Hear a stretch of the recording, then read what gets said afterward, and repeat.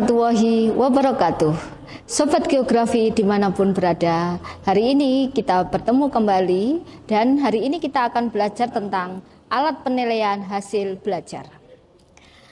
Untuk mempelajari alat penilaian hasil belajar, kita akan belajar tentang bagaimana bentuk tes dan tes tertulis itu sendiri. Jadi alat penilaian itu di sini yaitu tes. Yang pertama, tes merupakan sejumlah pertanyaan yang memiliki jawaban benar atau salah. Pertanyaan membutuhkan jawaban. Pertanyaan harus diberikan tanggapan dengan tujuan mengukur tingkat kemampuan seseorang atau mengungkap aspek tertentu dari orang yang dikenai tes. Nah, di sini untuk macam-macam bentuk tes. Di sini macam-macam bentuk tes, ada yang pertama tes tulis, yang kedua ada tes lisan, kemudian ada tes praktek.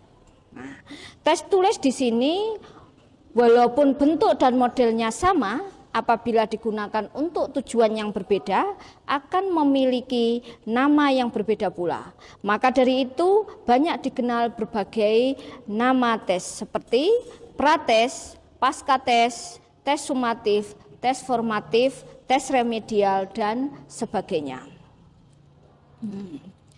Kemudian tes tertulis terdiri dari tes uraian, tes objektif, dan karya tulis atau makalah. Jadi Sobat Geografi dimanapun berada, alat penilaian hasil belajar ini merupakan sesuatu hal yang perlu kalian pahami dan kemudian nanti kalian harus bisa membuat alat penilaian hasil belajar. Mengapa demikian? Karena alat penilaian hasil belajar ini merupakan salah satu kunci di dalam proses evaluasi pembelajaran. Bagan yang menjelaskan perbedaan tes formatif dan sumatif. Jadi tes formatif dan sumatif ini berbeda. Untuk tes formatif ini kita membuat tesnya itu apabila antara selesai pokok bahasan satu dan pokok bahasan yang kedua. Sedangkan tes sumatif itu adalah tes yang dilakukan apabila setelah guru itu menyelesaikan paling tidak 3 bab atau 3 capaian pembelajaran. Kemudian ini untuk selanjutnya adalah jenis tes hasil belajar. Yang pertama itu untuk tes uraian. Jadi tes uraian itu sendiri, Sobat Geografi dimanapun berada, itu ada kelebihan dan kekurangannya. Untuk kelebihan tes uraian itu yang pertama tidak mudah ditebak, kemudian yang kedua sulit untuk menyontoh, dan yang ketiga adalah menuntut siswa untuk menyusun hasil jawaban secara rinci. Itu merupakan salah satu hal kelebihan dari soal uraian. Untuk kelemahan tes uraian. Nah, untuk kelemahan tes uraian itu sendiri itu yang pertama sangat subjektif. Yang kedua, mengoreksi jawaban memerlukan waktu. Yang ketiga, tidak mencakup bahan yang luas.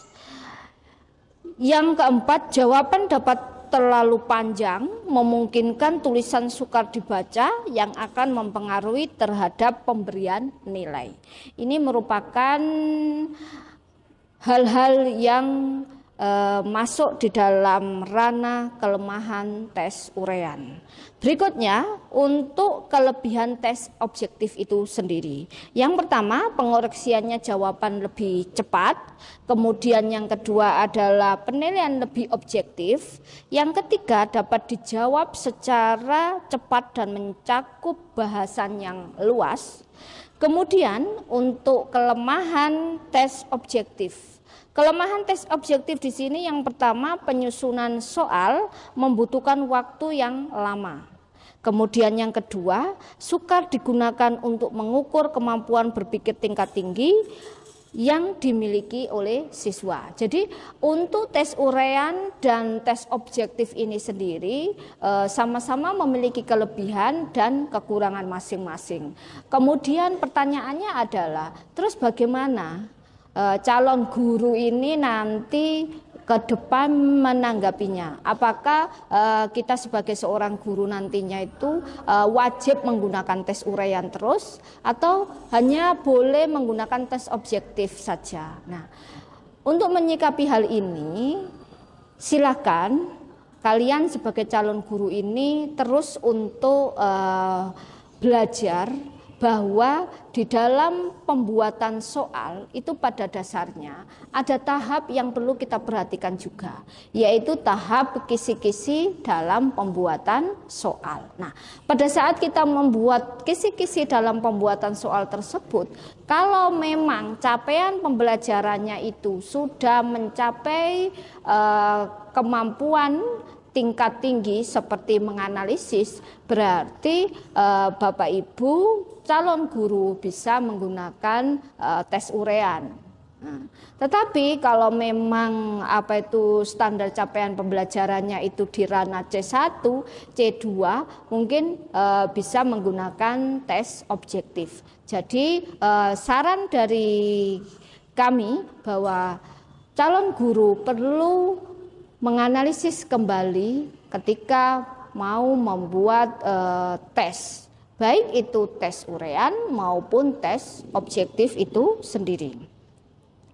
Sobat geografi dimanapun berada, alat penilaian hasil belajar memang sesuatu hal yang perlu kita buat secara baik dan sungguh-sungguh, karena di dalam pembuatan alat penilaian hasil belajar ini jangan sampai merugikan siswa. Kita tidak boleh membuat soal atau tes itu terlalu sulit, dan kita tidak boleh juga membuat tes itu juga terlalu mudah, sehingga langkahnya kita mungkin perlu membuat kisi-kisi soal terlebih dahulu.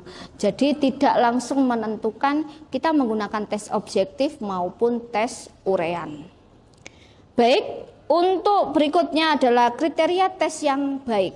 Nah, kriteria tes yang baik itu seperti apa? Di sini dijelaskan bahwa yang pertama itu relevan.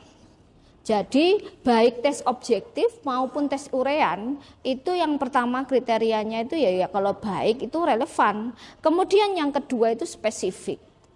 Pastinya spesifik. Nah, yang ketiga itu representatif.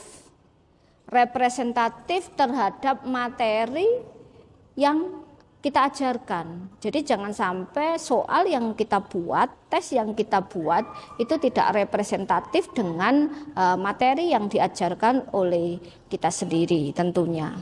Kemudian yang keempat itu seimbang. Kemudian taraf kesukaran soal, tingkat kevalitan, dan tingkat reliabilitas tes itu sendiri. Jadi memang ada beberapa kriteria tes yang baik. Nah, untuk kriteria tes yang baik ini perlu diukur dan perlu dijadikan sebagai tolak ukur juga sebelum alat penilaian hasil belajar ini atau tes itu sendiri kita berikan kepada siswa, supaya memang benar-benar tes yang kita berikan itu terukur dengan baik. Kemudian sebenarnya selain tes, kita bisa juga menggunakan non-tes. Nah, non-tes di sini itu merupakan hasil belajar dapat berupa pengetahuan teoritis, keterampilan, dan sikap, namun bisa diukur melalui tahap observasi. Kemudian bisa diukur melalui angket atau kuesioner. Kemudian bisa diukur dengan wawancara. Nah, untuk non-tes ini itu kalau ada misalnya yang bertanya kapan kita akan menggunakan alat penilaian hasil belajar untuk non-tes, tentunya kita juga sekali lagi harus menganalisis materinya. Apakah materi yang kita ajarkan itu perlu menggunakan alat penilaian yang berupa non-tes. Kalau memang sudah cukup dengan tes, oke. Tetapi kalau memang masih dibutuhkan non-tes, silakan calon guru semuanya untuk bisa menambahkan. Saya kira penjelasan dari saya tentang alat penilaian hasil belajar sekian dulu. Sobat geografi dimanapun kalian berada, tetap semangat belajar. Karena pada dasarnya ketika kita mau tetap belajar, berusaha, tidak ada yang tidak mungkin dan tidak ada yang sulit. Pasti kita semuanya akan memperoleh kesuksesan di masa yang akan mendatang. Dari saya sekian. Semoga bermanfaat apa yang sudah kita pelajari hari ini. Assalamualaikum warahmatullahi wabarakatuh. Salam kolaborasi.